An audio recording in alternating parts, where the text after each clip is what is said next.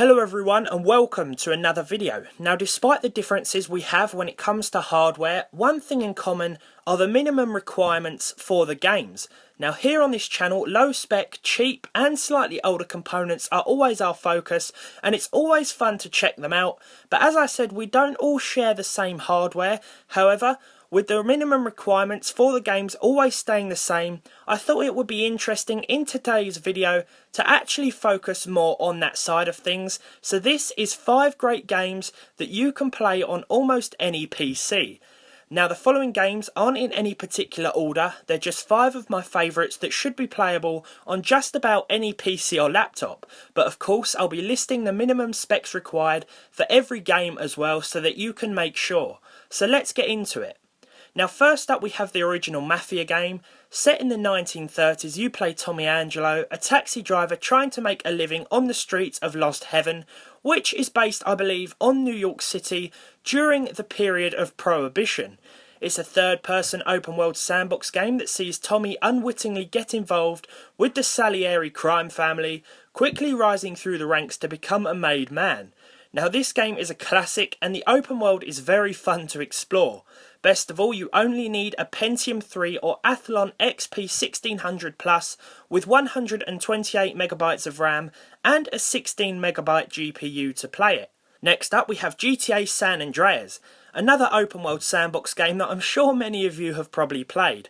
You play CJ or Cole Johnson, who flies home from Liberty City to San Andreas after the news that your mum has been killed.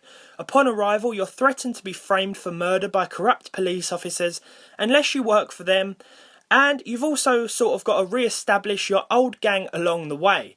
During your time in San Andreas, you'll explore recreations of Los Angeles, San Francisco and Las Vegas, and you'll be following an excellent plot that bases some missions on real-life events, such as riots, gang wars, and the exposure of the police force in LA during the 1990s. This game requires a 1GHz Pentium 3 or Athlon CPU, 256MB of RAM, and a 64MB graphics card.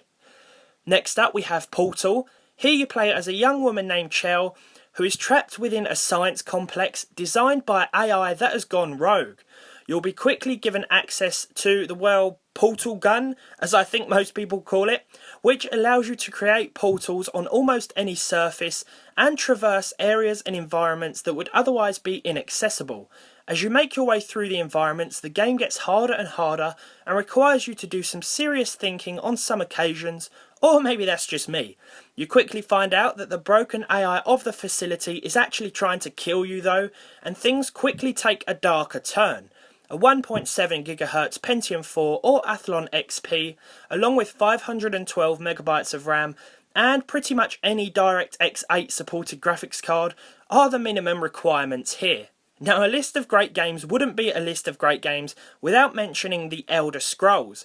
Now, in this case, it's Morrowind, as not only is it a very good game, but I've never encountered a PC that couldn't run it.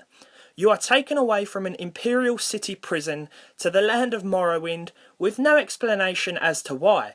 The main quest centres on you being a prophecy and the protector of Morrowind, but as with all Elder Scrolls games, you're free to do what you wish and when, in an exciting and interactive open world that is full of side quests and interesting characters.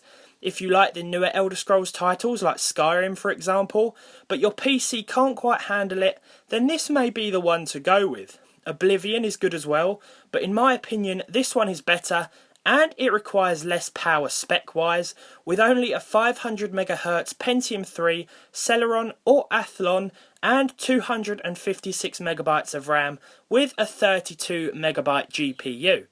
Now, last but by no means least, we have Half-Life 2. Now, shamefully, I'd never played this game when it first came out, but firing it up for the first time a couple of days ago was definitely an exciting experience. Whilst the first game is good and will also run well on almost any system, this one is excellent. Half-Life 2 opens up with you playing as Gordon Freeman, arriving by train in City 17, which is under control of an interdimensional empire known as the Combine. You quickly learn of events that took place between the first and second game. Half-Life 2 is a first-person shooter with varied enemies and environments, made all the more fun by the gravity gun, which can manipulate objects and help you solve in-game puzzles.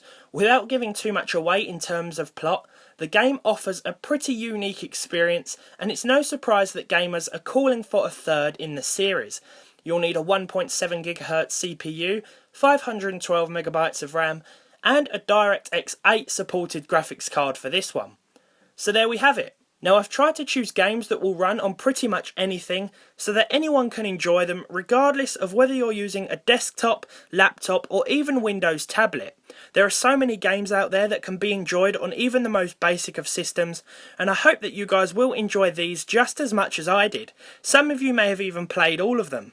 Remember, if there's a game out there that you want to buy but you're not sure if your PC is up to it, just type it in Google, followed by minimum specs, and then you'll know for sure.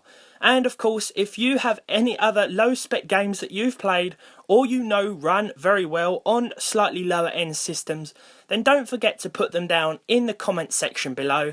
And as always guys, thank you so much for watching. Leave a like if you enjoyed this video, leave a dislike if you didn't enjoy it so much, subscribe to the channel if you haven't done so already, and as always, I'll see all of you in the next one.